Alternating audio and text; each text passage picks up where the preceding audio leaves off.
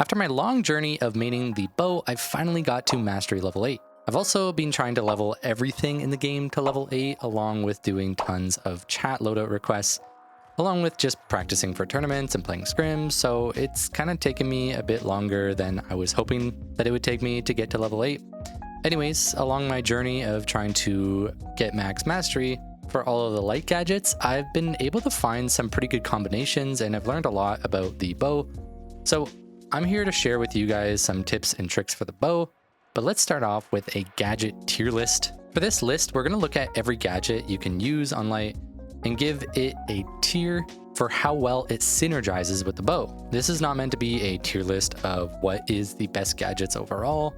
I want to do this in a way where anybody can get use out of it because there are multiple different game modes in this game, and I'm sure some people aren't very interested in playing World Tour, so they might benefit from another gadget on the list if I were to do this purely for cash out. So this rating is purely kind of how I feel like the gadget synergizes with the bow, and I'm going to share a little bit of insight as well. So let's just get into it. I'm not going to waste your time going through gadget by gadget. I'm just going to drop it here on screen and discuss some important notes. Frag Grenade slowly over time became one of my favorites. With the ability to get some entry chunk damage, a little goes a long way when helping secure kills with the bow because sometimes you'll just leave them at a very low HP. Gateway is a must pick basically on any light, but especially the bow.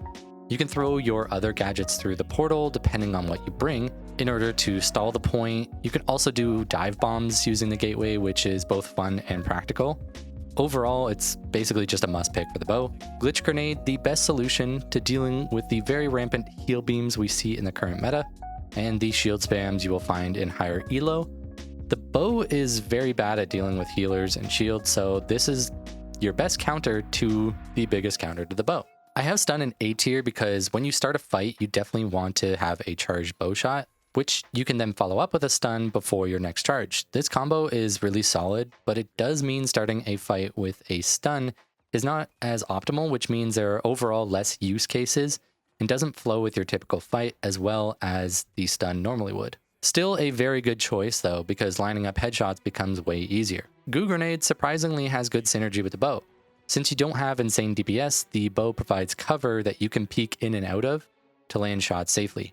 Certainly a good choice to combo with the bow. The Thermal Bore is one of my personal faves, sadly not in S tier because typically you would have your heavy play for drop, but this is an easy choice if you don't have a heavy with C4 on your team, because playing for drop is extremely important. However, if you are not really in cash out, then this might not have as many use cases as something like Power Shift. For B tier, I have the Smoke and Thermal here, but being able to open up walls so that you can get some poke damage with your bow from outside is going to be good in any game mode, so it's kind of about how you position. For B tier, I have the Smoke and Thermal here. In combination, this honestly isn't that bad. It does synergize well. The silent nature of the bow and how hard it is to track the bow makes for a good choice for smoke plays.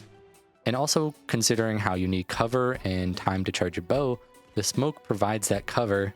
It's definitely worth a try. Don't knock it till you try it. Hopefully the rest of the gadgets here are kind of self-explanatory, so let's move on to some more tips.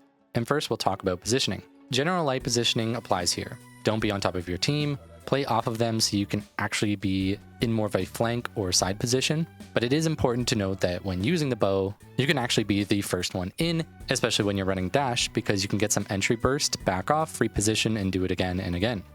Having them chase you could be really good if your teammates are there to follow up. Repeat the process until the entire enemy team is dead. For distance, you want to basically be 2 to 3 dashes away from your target, and this is so that you can finish them off when they get low, and you need to just get right in their face, dance around them with dash, or to dash in so that you can melee them. High ground is also very good because, well, it always is. However, a huge misconception is playing as if you're a sniper. Please stop sitting far back with the bow. You are completely useless this way. Snipers may be able to get aggressive up in your face along with playing back, but the bow cannot really play back, especially versus somebody who has anywhere near above average movement. The one cool clip that you might get with that long range bow shot is not going to be as impactful as simply being up close with your team in fights. Now, I've made a full guide on the bow, which includes some kill combos, but I think it's important to note that a lot of the bow's gameplay relies on adapting to each situation. Instead of trying to pull off a combo every time, it's sometimes better to just land the shots that you can. Or if you're in the middle of charging a shot and get surprised by someone, it might be best to just flick to them, land whatever charge you have, and run away to get the initiation after you get better positioning. Or if you're running away from someone, you could just quickly take shots at them very quickly and just escape. If you get them low enough, you can turn the fight on them. But you'll see this a lot in my clips where it might be more ideal to go for fully charged shots or longer charges so that I can use less arrows.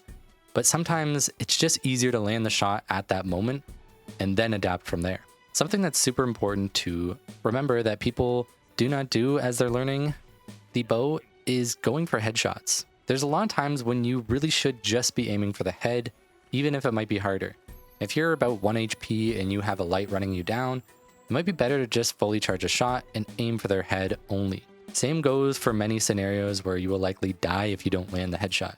If you take a full charge on a medium and they are chasing you down and you know that you're going to die, again, just charge up your shot, aim for the head. That shot might be very hard, but if you aim for the body, you are surely dead, so just take the risk. Unlike most weapons in this game, you actually want to be in air.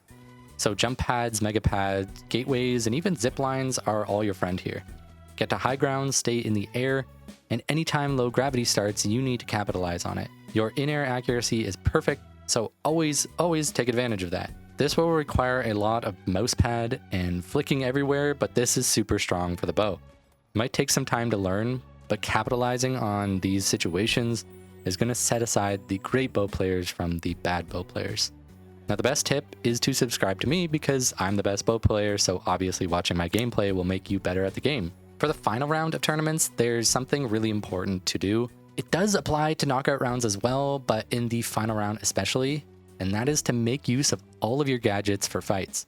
Throw your sonars, land 2 tracking darts, throw both frag grenades, enter a fight after landing a glitch, use your gadgets during the fight. Starting a fight and saving your gadgets is a horrible idea for the final round in general, but the bow will likely just get out-healed by enemy heal beams or stopped by the mesh. Using your gadgets before the fight to soften them up or to give you and your team a better fighting chance will win you more final rounds. This applies to everyone, but the bow really struggles with getting picks versus a coordinated team. So your gadgets are your best friend here to make them easier to pick off. Doors, rooms, and anywhere that you can peek from are going to be your best friend when it comes to positioning. Try charging your shots up, peeking, then shooting, and then retreating back. If possible, reposition to a new point and repeat the process of peeking, charging up behind cover, doing this again. This is kind of your bread and butter for using the bow. A lot of new bow players that I see just take fights right out in the open, especially when they don't have dash. This is awful. So make sure that you are constantly going from good position to good position. Try not to get caught out. There's plenty of ways to use the bow, and it's a pretty complex weapon. Hopefully these concepts can help you improve with the bow. Thank you to all my members. Comment below any tips you have for the bow. Keep practicing your bow shots, and I'll see you in the finals.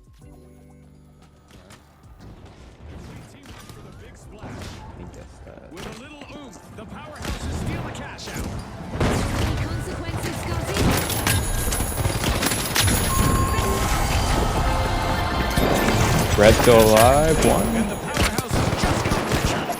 Oh. Nice. Just what the doctor ordered.